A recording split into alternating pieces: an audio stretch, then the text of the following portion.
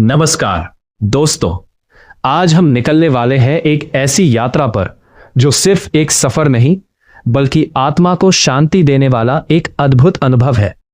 हम जा रहे हैं योग नगरी ऋषिकेश से भगवान बद्री विशाल के धाम बद्रीनाथ तक।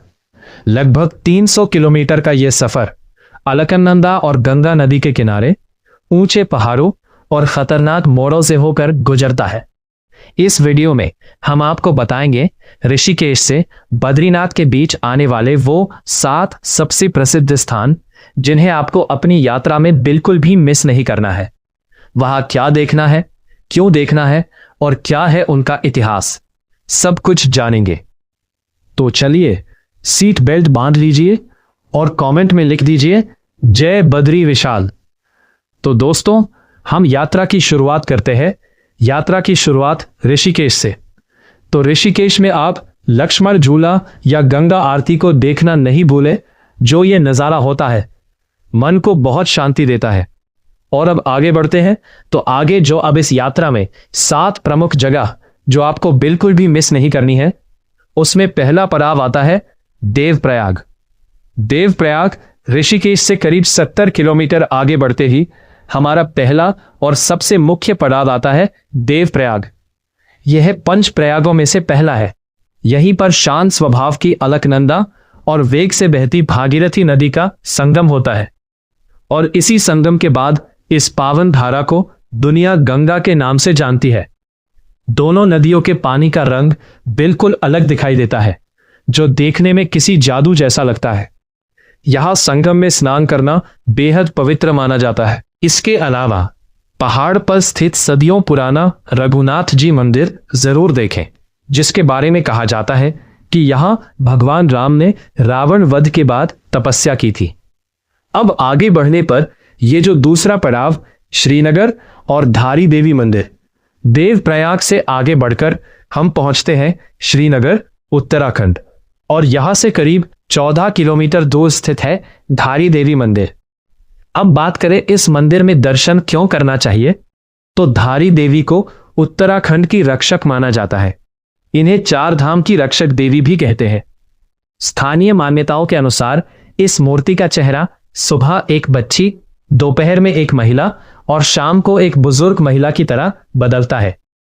इस मंदिर की खास बात यह है कि साल 2013 की आपदा के समय इस मंदिर को हटाया गया था और लोगों का मानना है कि मां के क्रोध के कारण ही वो आपदा आई थी।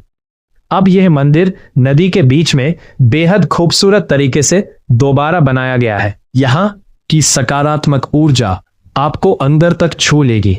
फिर दोस्त, श्रीनगर से आगे बढ़ते हुए हम आते हैं हमारे तीसरे पड़ाव रुद्रप्रयाग में, जो 5 प्रयोगों में दूसरा प्रयाग है, जहां अलकनंदा नदी का संगम मंदाकिनी नदी से होता है, जो केदारनाथ से आती है। पौराणिक कथाओं के अनुसार इसी स्थान पर देवर्षि नारद ने संगीत की शिक्षा पाने के लिए भगवान शिव की घोर तपस्या की थी और शिव जी ने यहां रुद्र अवतार में उन्हें दर्शन दिए थे। यहां संगम के पास ही स्थित रुद्रनाथ मंदिर और चामुंडा देवी मंदिर देखने लायक है। यहां की शांत हवाएं और नदियों का शोर आपके सफर की थकान को पल भर में दूर कर देगा। अब शुरू होता है चौथा पड़ाव कर्णप्रयाग। तो कर्णप्रयाग संगम, जहां पिंडर नदी अलकनंदा में मिलती है, पहाड़ों की खूबसूरत कंदराएं, और यहां से ही करीब 32 किलोमीटर आगे बढ़ने पर आता है कर्णप्रयाग। यह अलकनंदा और पिंडर नदी, जो पिंडारी ग्लेशियर से आती है, का संगम स्थल है। इस जगह का संबंध महाभारत काल के महादानी कर्ण से है। माना जाता है कि कर्ण ने इसी स्थान पर सालों तक सूर्य देव की तपस्या की थी और उनसे अभेद्य कवच और कुंडल प्राप्त किए थे। यहीं पर भगवान कृष्ण ने कर्ण का अंतिम संस्कार भी किया था। यहां का कर्ण मंदिर और उमा देवी मंदिर बहुत प्रसिद्ध है।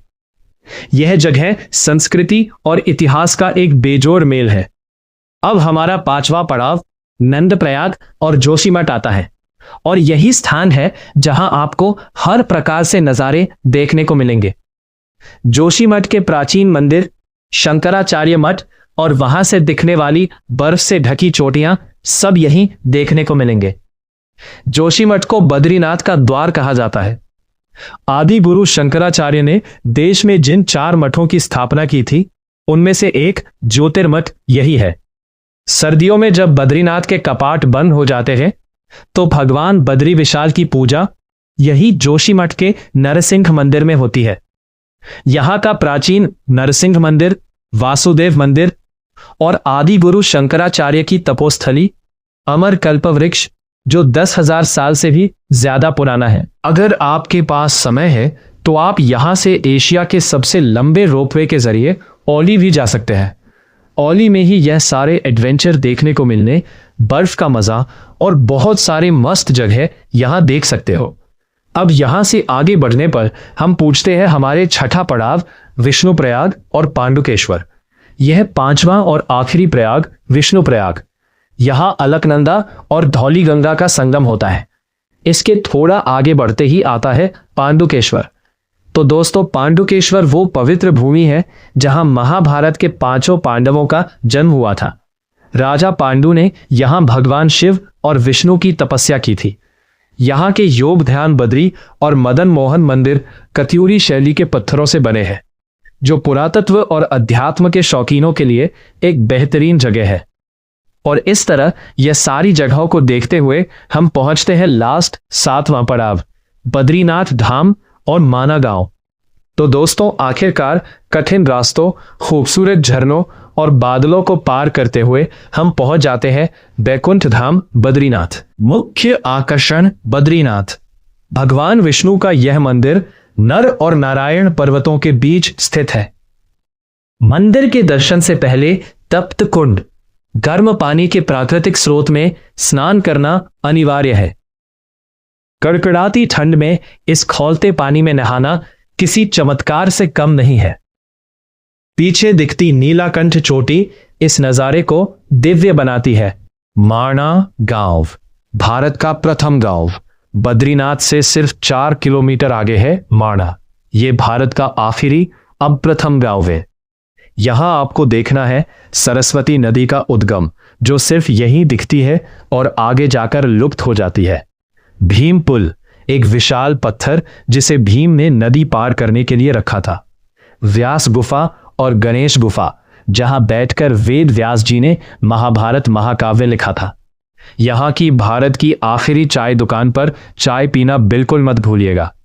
तो दोस्तों, ऋषिकेश से बद्रीनाथ की ये यात्रा सिर्फ पहाड़ों का सफर नहीं, बल्कि भारत के इतिहास, संस्कृति और आस्था का वो निचोड़ है जो हर इंसान को जीवन में एक बार जरूर देखना चाहिए। कुछ जरूरी टिप्स। इस रास्ते पर यात्रा करते समय लैंडस्लाइड का ध्यान रखें, मौसम की जानकारी लेकर निकलें और अपने साथ गर्म कपड़े जरूर रखें। आपको इन 7 जगहों में से सबसे खूबसूरत जगह कौन सी लगी? कमेंट करके जरूर बताएं। वीडियो पसंद आई हो तो लाइक करें, चैनल को सब्सक्राइब करें और अपने ट्रैवल पार्टनर्स के साथ शेयर करना ना भूलें। मिलते हैं अगले वीडियो में। तब तक के लिए हर हर महादेव, जय बद्री विशाल।